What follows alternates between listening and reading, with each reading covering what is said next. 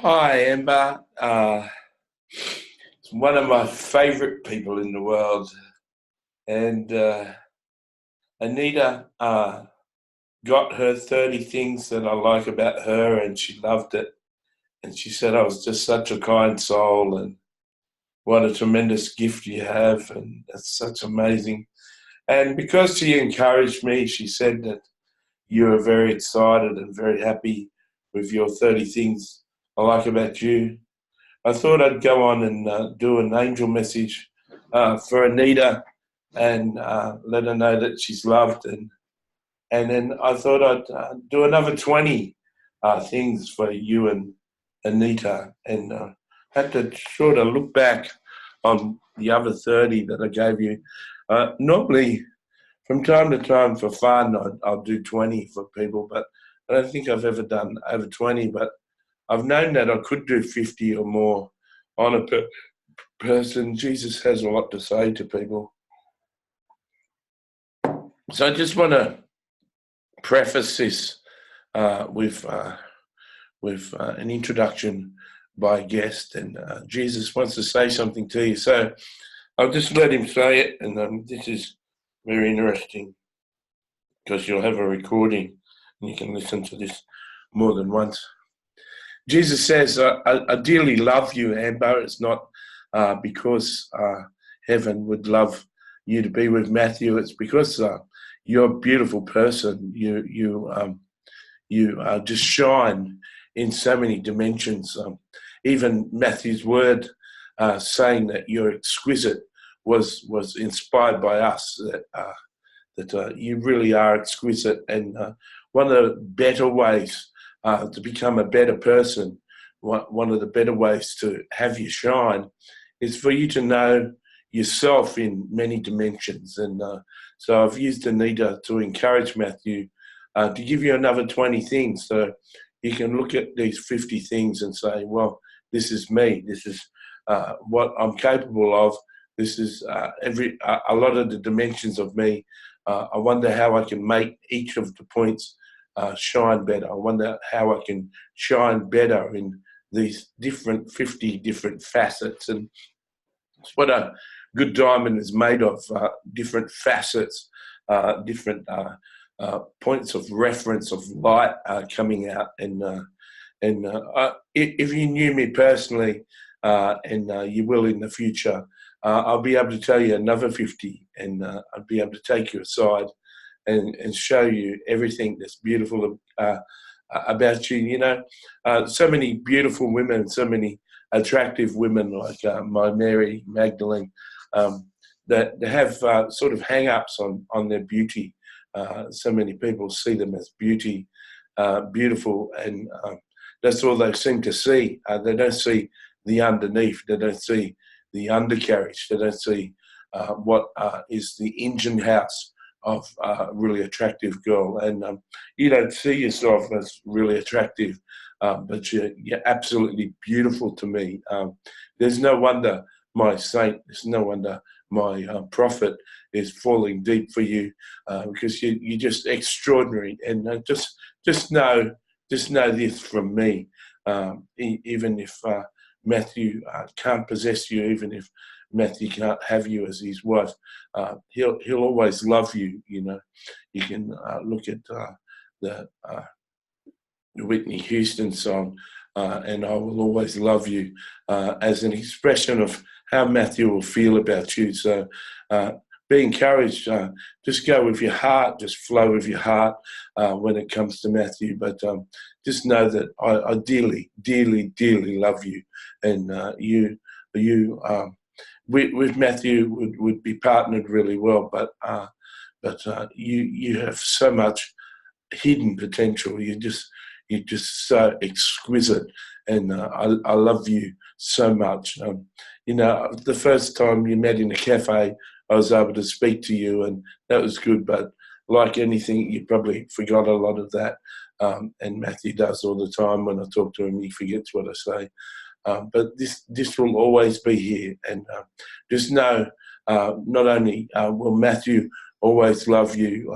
Turn on the Whitney Houston song, and watch it, and and it's a song about me that I will always love you, Amber. I will always love you. I'll always champion you, and I'll always guide you. You're an exquisite human being. You're very best. We held Matthew back 25 years.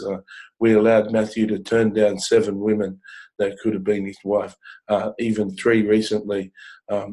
He's waiting for the one, and all guns blazing towards you, and you're absolutely amazing. And Matthew's headed for big things in the future, and the world will know who he is. And he needs someone powerfully at his side, just as powerful and just as exquisite. And you really are that person. And I love you for who you are, not because Matthew loves you. I love you, and I have loved you before you even met Matthew. You've got so much potential, and if nothing else, just remember that I love you and I'm on your side. God bless. And so I'll hand you over to Matthew. So there we go. Amber had no idea that was coming, and I hope that you can replay this from time to time and listen to what Jesus says. I really like this shirt of mine. I wonder if you like it. Okay, blues good. Blues good on me. Okay, I would say that's my new age blues, my aura. Blues like my aura. Yeah, okay. Blue was good on Jesus too. Light blue was Jesus' favorite color. Okay, so number 30, but I'm just going to say number 1, so it's another 20.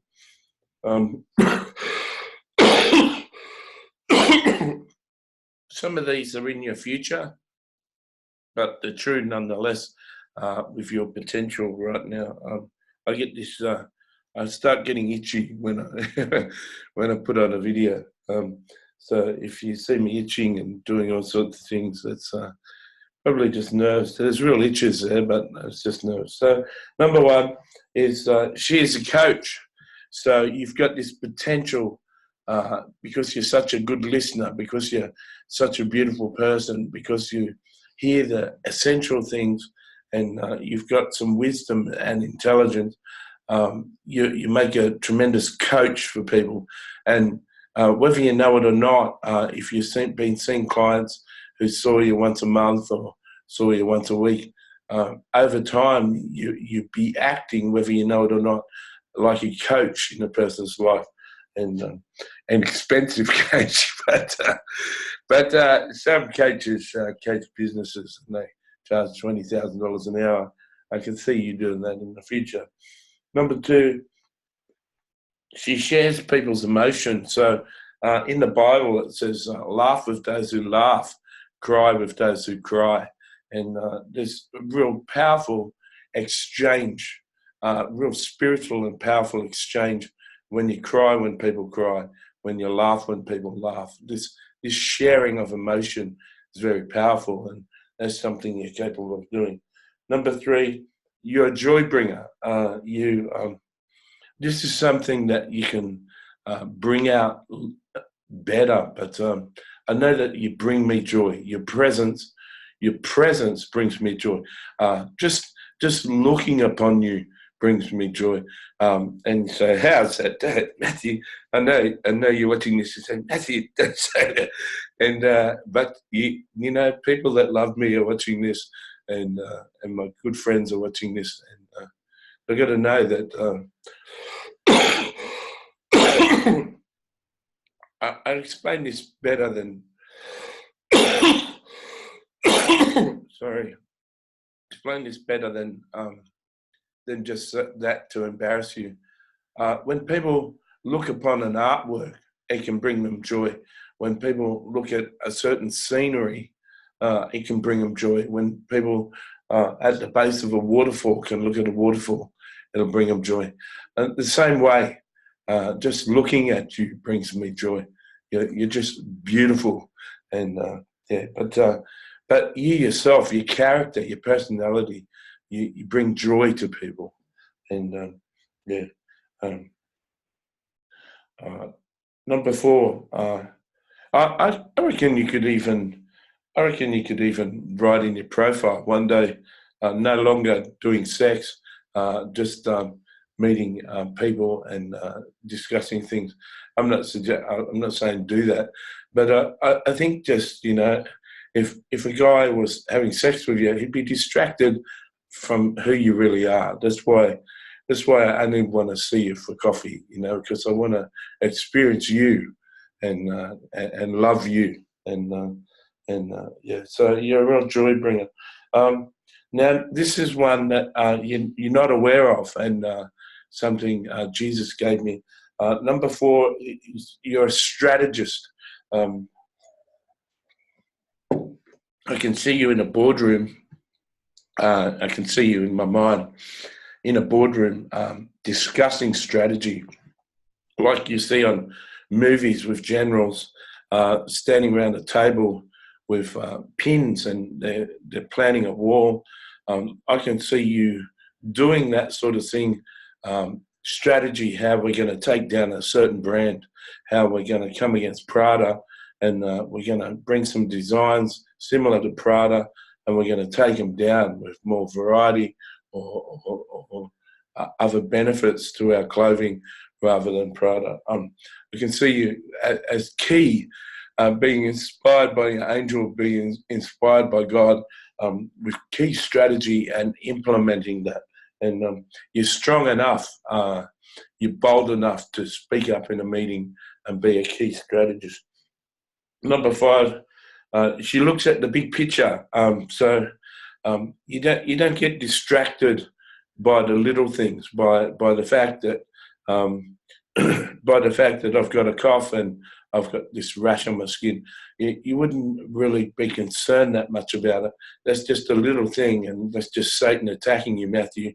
But you see the big picture. You see this John Lennon book is going to rock the world, man, and keep on going at that, and don't worry about these things attacking you.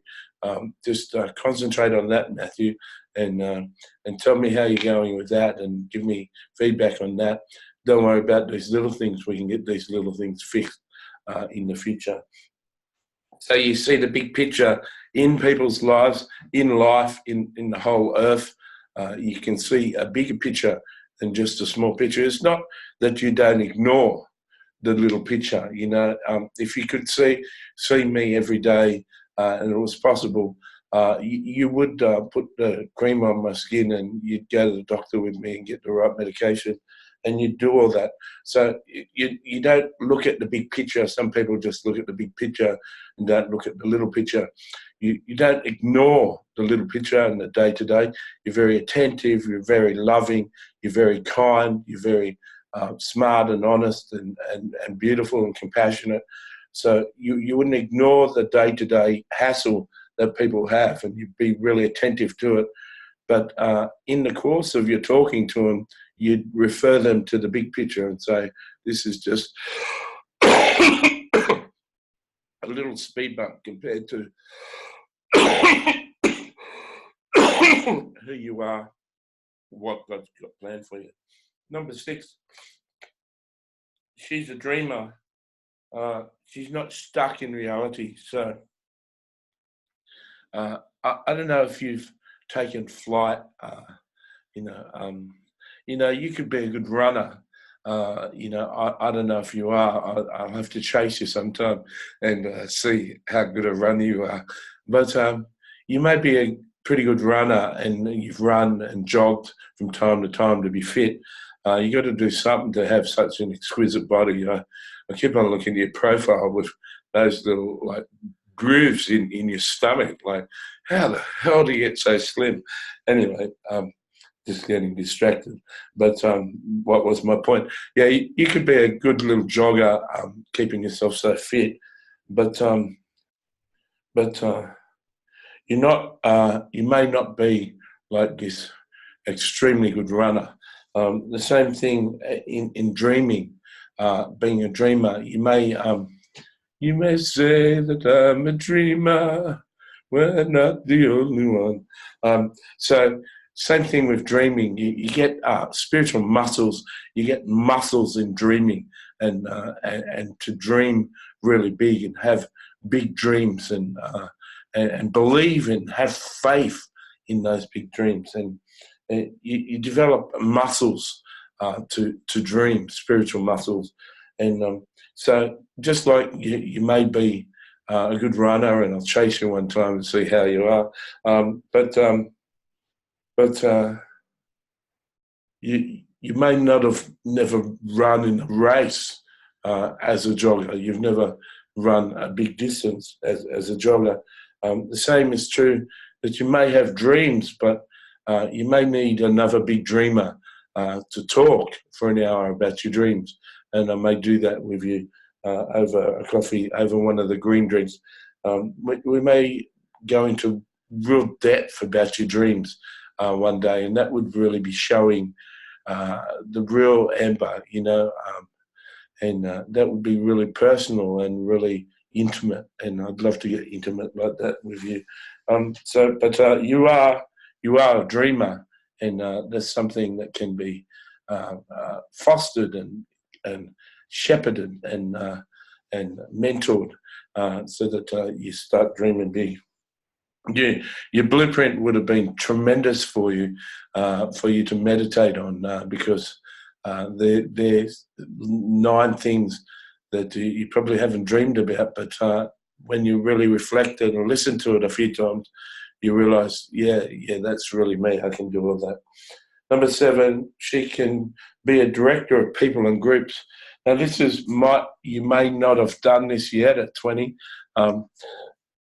But you're promising, you've got a promising gift of directing people. I'd say management and leadership, the same sort of words, but I like the word director better. People understand director. A director will get a script and get into the mood of the script and spend some time and meditate on the script.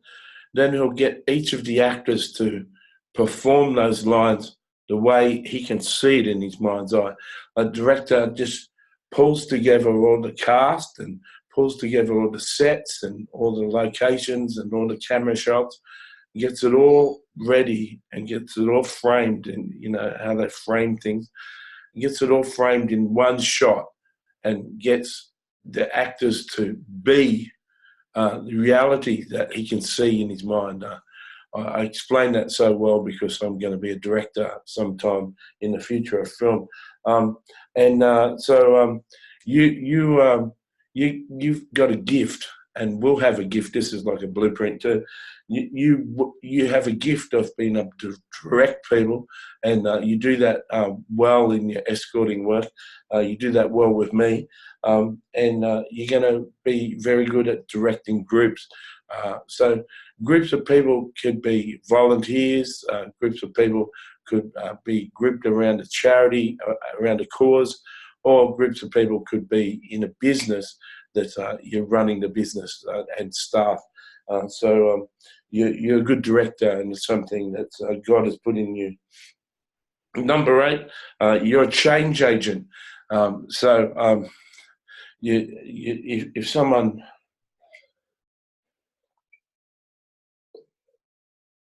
That's my lemon and honey drink, if you're wondering. And if you're not wondering, you like these cups. A friend of mine's an artist, and this is some of her artwork, and you can get this on T-shirts and pillows and laptops and stuff. And she's got 4 cups, and the other 3 are over there, the washing. But it's beautiful. But anyway, that's just a little ad in the middle there. You're a change agent. So you can discern what needs to change in a person's life, in a company's life, in an organisation's life.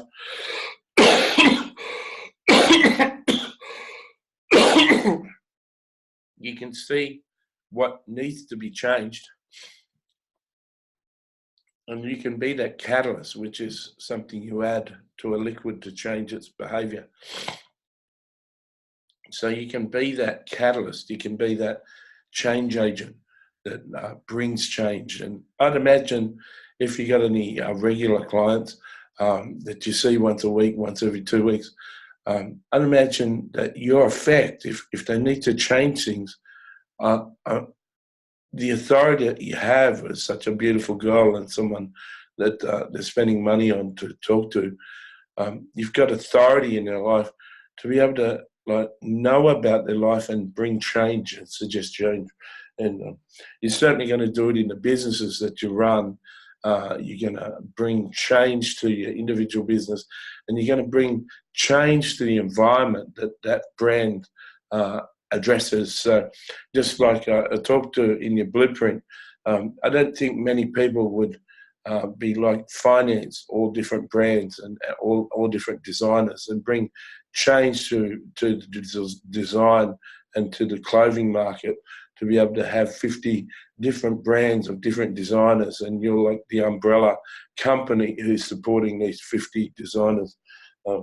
Doesn't even see like a design school and design schools in different countries being sponsored by you or even run by you, owned by you. Change agent. There's a lot of blueprint coming out in this. The blueprint gift is just a new gift for me, and so I keep on moving in it without me knowing. See, I'm pretty talented too, Amber.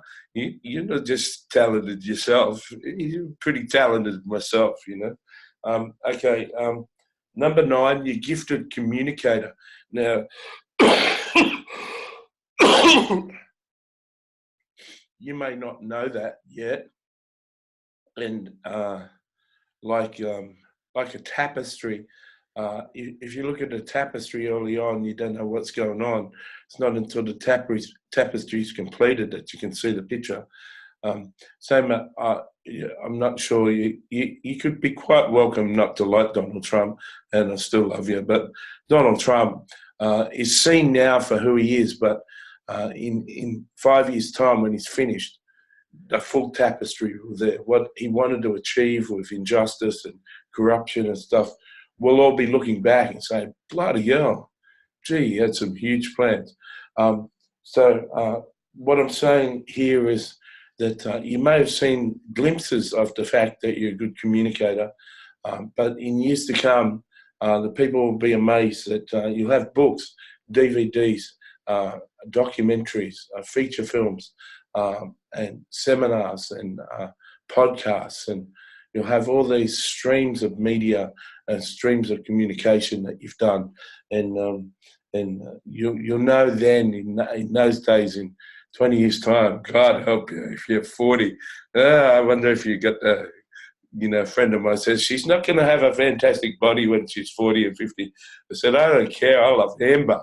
I love who she is. Yeah, and when you're 40, you'll look back at this and hopefully play this and say, hey, yeah, well, he called that. I really am a gifted communicator.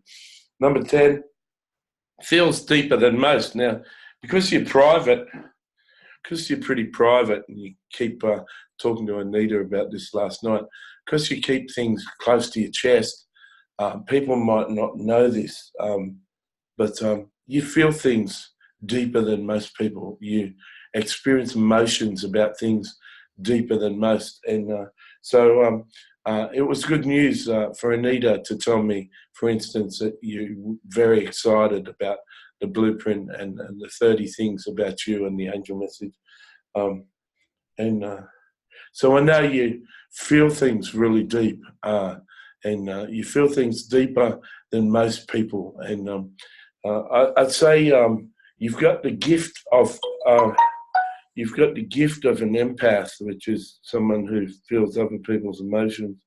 But I don't know if you've got the bad aspects of that, like some empaths can't function because the emotions of other people are shutting them down.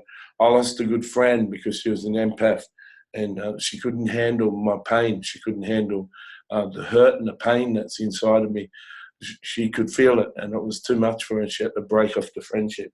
So that's like a bad thing of an empath. But I feel that you feel things really deeply. Number 11, I feel that you're a champion for the poor, the hurting, and the lost. In fact, if I really want to, if I really want to impress you, if I'm really going to say something to say, I want to marry that man, and for you to remember this, and for you to capture whether I'm telling the truth or not. I'm going to be with you on that one. I think out of the 50, this is the most important one. That you're a champion for the poor, hurting, and the lost. And I don't know. I've talked to Anita. I'm not sure if you were ever sexually abused. I don't think you ever were. But I don't know what sparked. And normally pain and hurt and trial and trauma spark compassion in people. Jesus had hurt and pain and trauma in his life, and it sparked his compassion. Normally, that's the foundation, that's sort of the root of compassion. And maybe you can tell me one time what hurt you. But if you weren't hurt, and it's possible to have compassion without being hurt, you're an amazing person. But I want to show you this, that my whole life is for the brokenhearted. I'm only living because my brother stopped me from suiciding, and he told me to get up and one day share my story with the brokenhearted, and they'll all come to Jesus, just from my story. He said I didn't have to have an answer on that day. I just had to be still up and happy and tell them my story, and then they'll all come to Jesus. And so I'm only here for the brokenhearted and the hurting. That's the only reason I live, is my whole passion to reach all the people that aren't in church, all the people that think church is full of hypocrites and stuff, all the brokenhearted. So much of who I am is for the hurting. And so I'll fully back you with billions, as you know. I know money doesn't mean a lot to you, but we can do a lot with money. And it'll be my motivation to generate a lot of money so that we can go and bring real world solutions to Africa. And I've seen one invention, I think I mentioned it, how you can grow 100 plants in this 44-gallon drum, and like $60 for each of them. So if you got 20 of them, it'd be $1,200, and you could change a whole community with growing food and stuff. So I've seen one invention, but there's going to be plenty. And I want to not just throw money at African villages, but to bring real sustainable change to them. And I want, I'd love you even to marry me just on that one. Just say, hey, I really want to partner with Matthew, and I really believe he's authentic, but he's going to help me with this one.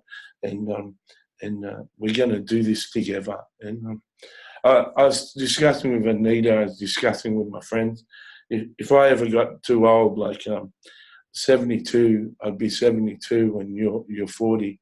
If I got it ever too old, it would have been 20 good years, and you'd be willing, I'd be willing for you to get another husband and go off and have a husband more your age.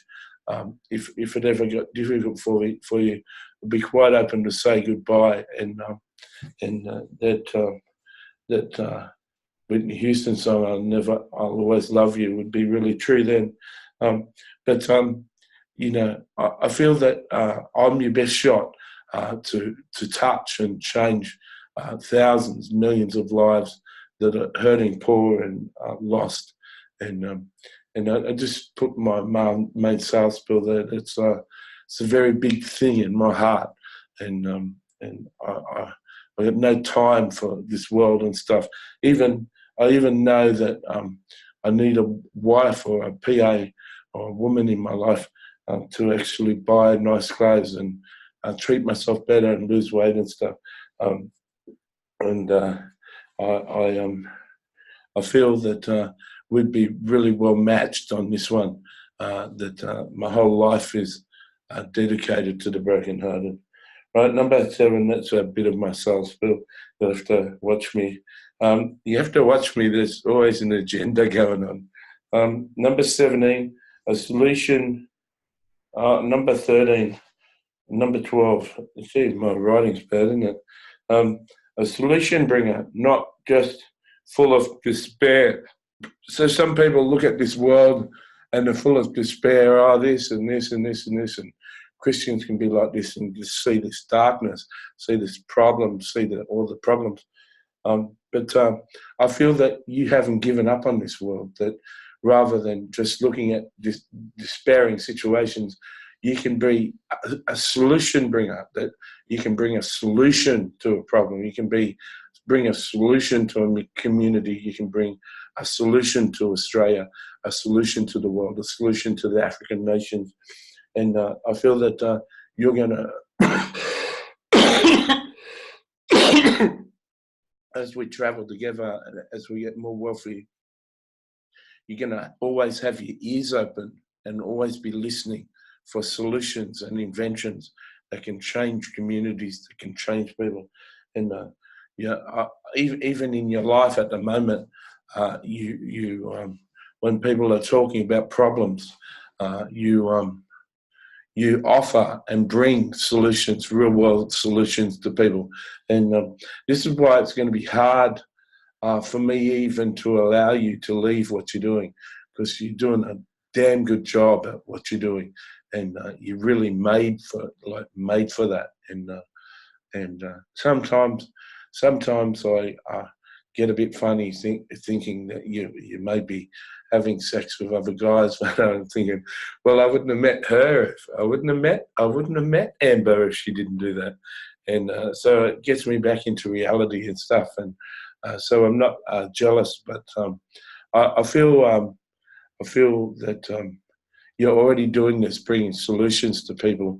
But I see as you grow in stature and you grow in popularity, as if John Lennon goes out and becomes a bestseller and becomes this powerful person, I can see you with your authority, with your popularity, having power and having ability to bring solutions to people and countries and organizations. Number 13, this is pretty funny. Don't take this the wrong way. Number 13, you're a drug. She brings comfort like a drug. And that's so true. Maybe you can give me some feedback on this when we meet. Maybe you can give me some feedback about some of your best clients. But I feel like you're like ecstasy, like people pop pills to feel good. I think they ring Empire Escorts up to talk, to be with you. You're like I need the Amber drug today, and they ring up. I know it's certainly true for me, so they have to be true for other guys. Like, I'm not the only guy that sees who you are. I'm not the only guy that experiences the beautiful person Amber. And even if you don't think you're good looking, even if you don't think you're gorgeous, I'm going to continue to remind you that until you're an old lady. I mightn't see you at 60. I'd be 90. Well, I still could be living. So yeah, you're like a drug. I need. What was the song? I got a new drug. I forget the song. I need a new drug, and it makes me feel good. I forget what the song was. Anyway, yeah. So Anita will agree with this, that you're like a drug. You're just amazing, and gets you high. Of course, it's also got to come down too, because after you've been with you, a couple of days later, you're coming down off the high. You need to see Amber again. You've got to get another lift.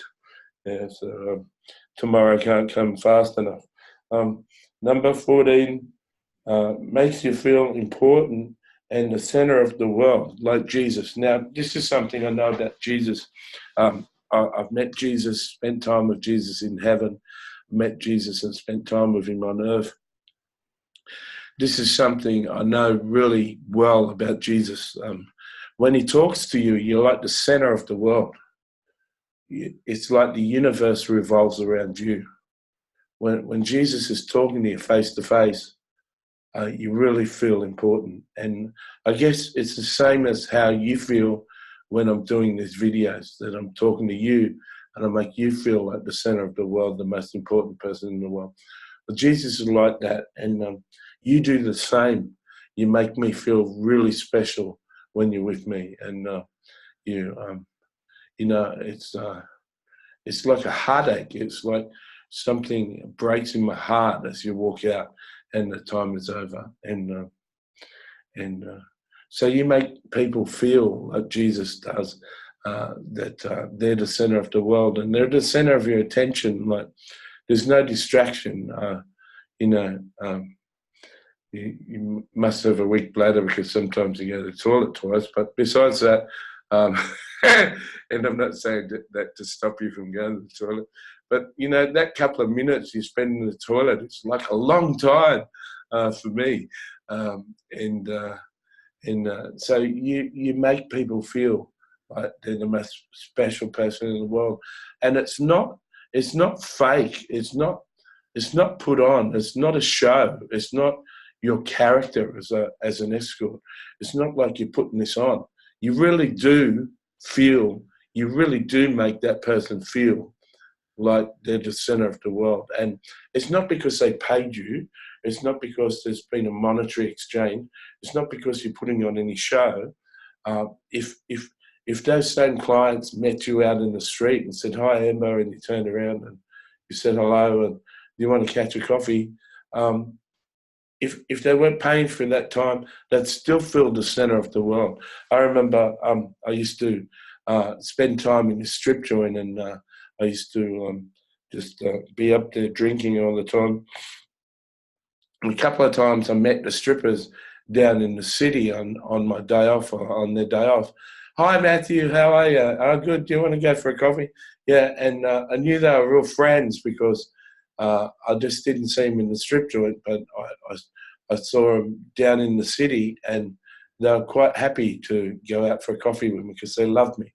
And so I feel that you'd be the same person whether someone was paying for your time or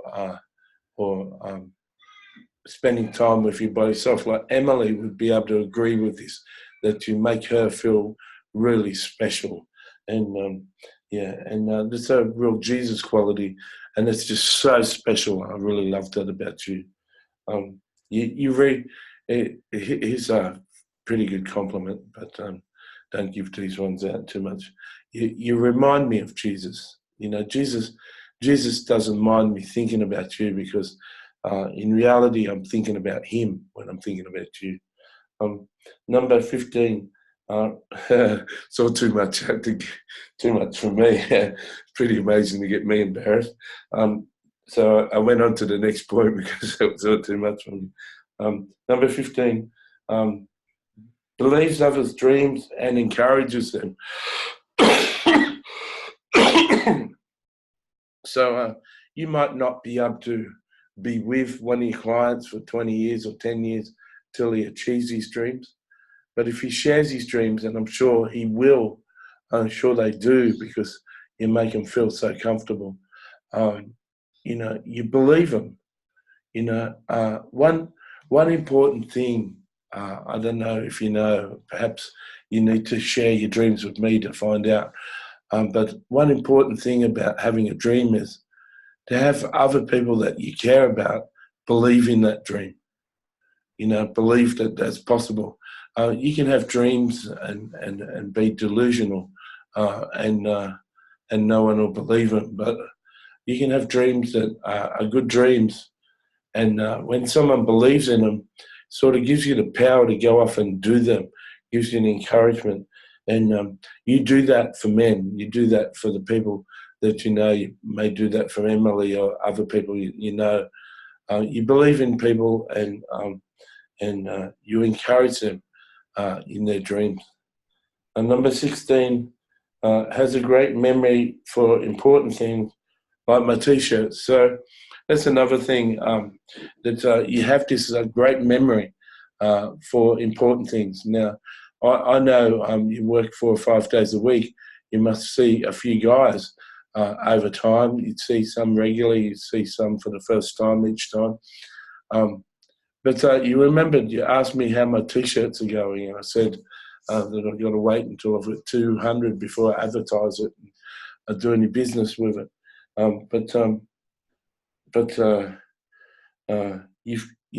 You know, that was important to me, that you thought of that. Main focus in my life is getting this John Lennon book recorded, and so you've got a great memory for important things, and you're able to sift and discern what's important to him, what's not so important. And maybe a guy maybe having troubles with his wife, maybe having like a struggle sexually with his wife, and maybe you may be bold enough to give him tips or whatever. And if you had, I don't know if you would, but if you had, you see him the next month and say, did you start doing those things I told you, you know, and what was the reaction, and has it improved? And it's not because you're a busybody, it's not because you need to see what you suggest work, it's because you honestly effing care. You honestly, you're bloody amazing. Like, you're just bloody amazing that you know, I feel no need to know where you live or know your real name or know anything personal about you, because I bloody know you. Like, what you see is what you get. You know, even though I'm paying to see you, I get to see you, and I just love that about you. And so when you bring up these important things in people's lives, it's what you've discerned and sifted out of what they've said. Well, this is what's important to him. I'll ask him how that is. So there we go. Number 17, focus on the positive things, yet has free to talk through the negative. So some people are so positive, and Joel Osteen, the preacher, everything's so good, everything's so good, everything. Well, it doesn't talk about the negative ever. It doesn't talk about the fact that you can be doing certain sins and really annoy God and not end up in heaven. He never mentions that. But you're different. You focus on the positive, and you talk about the positive, but you'll spend 70% of your talk around the negative if that's where the person is. So you're not the sort of bullshit person that say, "Oh, think positive, think." You're not one of these bullshit blooming, think and grow rich sort of positive mental attitude bullshit people. You'll talk about the 70% negative, but within the talking, you'll say, there's going to be a better day, Matthew. There's going to be a day where people really do love you and understand you like me. There's going to be a day like that. Don't be so sad that you haven't got any friends. Don't be so sad that people don't understand you, because I understand you, Matthew, and I'm getting to know you and understand you, and other people will, and Anita understands you. So you're the sort of person that you could talk about the negative for 70% of the time, and then you spend 30% of your time saying, won't it be great when John Lennon is a bestseller and everyone in the world knows you. Then there'll be people that want to be your friend, and there'll be people that know you. So you tend towards the positive, but you don't ignore the negative, and that's beautiful, and I love that. I really love that about you. I haven't experienced that much, but I can tell with my gift that that's what you like. This is less points, but I think it's going for longer than the last one. But then you may really love my voice, and I'm in my pretty blue shirt, and so you'll be enjoying yourself. Yeah, so there we go. That's the John Lennon coming out. If you didn't realise, every time I burst into song, it's John behind having a bit of a song. But I don't know. I think I had to tell you that. Maybe Anita might have known that. Number 18, would be a great contributor to a think tank. Now, there's things that are really important. Intelligent people get together and they have these think tanks, and they change worlds, they change societies, they change all sorts of things with these important people getting together in this think tank, and they just bring all these ideas and they just make changes, massive changes, great changes.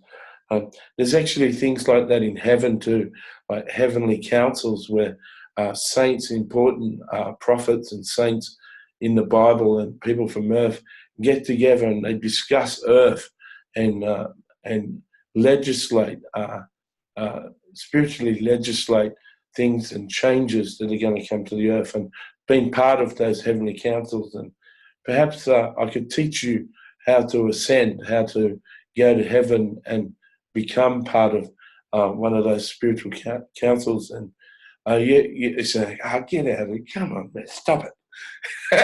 I love it when you say stop it. I like doing things to make you say stop it. So cute. But you're so cute. Do you know you're so cute? Yes. And just now you're looking to say, stop it.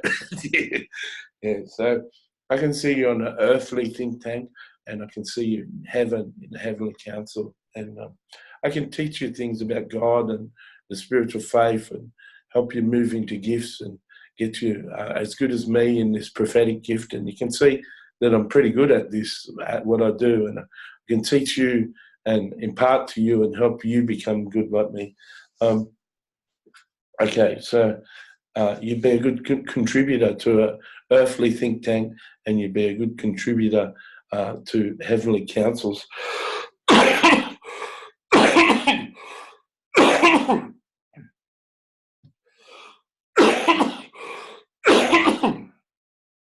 This cough hasn't gone. Can't kiss you when I got this cough. Number 9, I was telling Anita that last night. I don't know when I'll ever be able to kiss him, but cough is just going on for so long. And I'm not going to give you a disease or a virus, you know. Number 19, a very good listener. I've got a habit of keeping my hand up, so don't worry about that. Very good listener, an active listener. So some people listen and they're only listening, half listening to what you're saying, and halfway through what you say, you bring up something that they want to comment on, and for the rest of the stuff you say before they interrupt, they're thinking about what they're going to say. And then when you finish, it's like they don't even comment on what you say and they go forward with what they want to say. That's not active listening. Active listening is like a Mary Magdalene listening, and you do this. Not only listen, but find questions to dig deeper on what the person says. So when I finish talking, you comment, and then you say, what about this? And it's making a question to dig deeper on what I just said. And that makes you a good escort. That makes you a terrific escort. And if you want to stay out of bed and you want to stay talking to clients, that's the way to talk to them, you know. Jesus, I'll just let Jesus comment on this, because this will be interesting and just be enlightening to you. So Jesus says, you know, Amber, I had 12 disciples, and I had hundreds of other people that followed me. There was a lot of people, hundreds of people that were into me and were following me. But only Mary opened me up. Only Mary was able to ask me questions, to have me search the recesses of my heart. I wasn't used to being probed. I wasn't used to being asked questions. No one was really interested in me and my thoughts and my desires. They all wanted their kingdom. They all wanted, they thought I was supposed to kick out the Romans and take power in Jerusalem and become Jerusalem's leader. They misinterpreted scripture. So they all had an agenda of coming along with me and becoming powerful people ruling the nation. They all had this agenda. But Mary was very good at at talking to me, and she'd ask question after question after question after question. She'd listen fully to what I say, and then she'd ask a question about it, go deeper and deeper. And so many times she had me in tears. So many times it was just me and her, and I was crying. And she affected me so much. And I'll tell you this, not many people will read this. Maybe they'll read this in a book one day. If you and Matthew are married, this will make a good content for a book and a love story. He always knows that he's going to produce a book. From his side and her side, it's going to be a co-written book about the love story and how it came together. And the whole world will want to know when you and him are popular. But the world doesn't know. The world doesn't know how many times I was in tears. How many times she opened me right up. She saw my heart. You know, I knew every scripture in the Bible, every good leader in that day, every Pharisee in that day, every teacher of the law in that day, knew every verse of the Old Testament. Matthew's not sure if you've read the Old Testament, but there's a lot of verses, and I knew everything, and I knew the correct understanding of all of them, and I knew all the prophecies in there that spoke about my life and my future, and I knew everything about myself. But Mary's questions helped me understand myself better. Mary's questions helped me understand my purpose better. Some of the things I said, some of the things I preached came out of conversations I had with Mary. Reflections, things I'd seen of myself and the future of the earth, and things that she dug up in me were coming out the next day, and Mary would be sitting there smiling, saying, "We just talked about that. That's my point, you know. That's my point." She'd take me aside and she said, "What are you repeating all my words for?" And that's how it is, you know. Matthew met this great teacher from another country and spent hours talking to him. And his friend says he used to see this preacher afterwards overseas preaching, and he'd be telling all my stories. He'd be telling all Matthew's stories. He'd be illustrating his points with Matthew's stories, and Matthew never heard. Matthew never heard this preacher overseas speaking all these stories, but that's the effect someone beautiful has on you. That's the effect that someone important has on you. And you really are this active listener. You're another Mary Magdalene. And I promised Matthew that I'd bring him a Mary Magdalene. I promised him that he just wouldn't have a wife. He'd have someone who's his coach, who would open him up, who would understand him. And I promised him a Mary Magdalene. And one day he was on a ferry and he was with Mary, and he was like romantic with Mary, and he wanted to make love to Mary. And Mary said, "One day you'll have your own Mary." And so you really are this beautiful listener. And as you know this, you know, with your clients, as you deal with clients over the years, and Matthew's never going to rush you to leave your job, and I'm not going to rush you to leave your job. And as you're with them, dig deeper questions. Listen, you already do it, but listen further and ask questions about their conflict, and how do you think you'll solve that conflict, and what would happen if you didn't solve that conflict, and what's the fallout of that conflict, and how would you cope if you had that fallout. And 4 questions deep, rather than him just saying, "I think I might be losing my job," or "Someone's going to take my position." Dig 4 times deeper. Or what if someone does take your position? How are you going to cope? How would you get another job? Do you think it'd be hard to get a job? How would that be on your family? How would that be on your mortgage? How could you survive your mortgage if you didn't have an income for 3 months? Deeper and deeper and deeper and deeper and deeper. And Mary did that to me, and that's why she's in the highest position in heaven. She's she's a champion, and she's really extraordinary, and she's really beautiful. And it's no little thing. I just want to tell you, as Jesus, one of the most powerful people in the universe, I just want to tell you, it's no little thing that you saw Mary. It's Mary's Matthew's friend, and Mary's standing here, and Mary's smiling. Mary's Matthew's friend. Well, that's good. Well, no one meets Mary, but Mary's the most important human in heaven besides myself. Mary's really important, and it's no little thing that you met Mary. You may not know that, but Mary loves you so much. She's got so much for you, and Mary becomes so close to me because she was an escort, because she knew how to deal with men. She knew how to open men up. She knew how to make men fall in love with her, and that was the business. All her clients, all these rich clients, were addicted to her. Like Matthew said before, that you're like a drug. Mary was like a drug, and she was. She was absolutely stunning. She was so interesting. She's so spiritual. She was so deep. She was so deep. She is so deep. I get lost in my love for Mary. I just swim.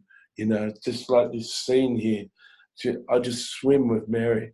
We're just down at the deepest depths together. We just swim together, and she's just so special to me. And you've got this potential to become this really special person to clients. You got this potential to become this most important person for clients. And I guess that Matthew isn't the first one that's fallen in love with you. And that's because you're so exquisite. And those words were from us. You may have heard Matthew in his blueprint say, "You're just exquisite," and you stop it. And if he said it to you in person, you'd be saying, "Stop it." And he loves that. But you are exquisite. You really are so much, so much better than you are. And I'm glad we've had these 50 things to show you different dimensions of yourself. I really love you, Amber. You don't have to be with Matthew for me to make all this happen in your life that you've heard. We want you to be with Matthew. It's our dream. It's you were born 5 years before his wife left him. 5 years after his wife left him. He hung on for 25 years for you even to get old enough to be married. 5 years ago, it would have been pretty 47-year-old with a 15-year-old. The whole world would turn on itself if that happened. So we love you. I love you, and continue being this person he's been describing. You think it's Matthew speaking. When Matthew does these 50 points, you think it's Matthew speaking, but so much it's our spirit, it's heaven speaking. Of course, all this romantic stuff that Matthew says, that's really him. But underneath, the spirit of what's being said is said by us. So God bless you. Matthew has no control when we want to speak, and so I hand it back to him for point 20. So at point 20, this is me back. Jesus really expanded that point, so that's good. He's pretty good with the language skills. I hope you feel special now. Yeah, it's not every day that Jesus jumps in and says that. Number 20, loves to be seen by people. She loves to be seen by people.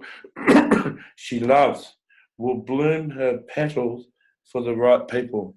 So even though you're private, you love to be seen. And perhaps I've cheated. I've used my gift to be able to see you, and I've done it in an extraordinary way. And I hope hope you're really loving it. I hope you, you know, I know my friends have seen this, but and are watching this, and people on YouTube. I've seen you naked. I've seen you with no clothes on, and and yet I love your character more.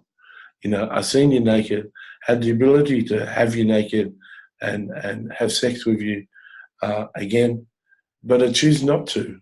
I want to sit face to face with you and get to know you in a very deep and meaningful way. And I really love you, Amber, and I'm after you. I'm going to chase you. Actually, we got to go to a park or something. I'm going to chase you sometime. I want to see if you're faster. I'm pretty fast over a short distance. I'm pretty overweight and I get pretty fast, but I can run really fast. 2 times I've outrun someone who wanted to kill me, and I ran to the police station. Thank God the police station was only 100 metres both times. Um, God, God in His smartness only has me 100 metres away from a police station when someone wants to kill me. So that's good. So God bless you. I hope this really encouraged you. Hope this really brightens your day. And I challenge you to do your own 50 points about Matthew. See how good you are. So love you. I love you, Lord, and I lift my voice to worship you, oh my God. That's our worship song. So I love you, Emma, and I lift my voice to worship you. And you say, shut up, shut up. Yeah, okay. So God bless you. Bye.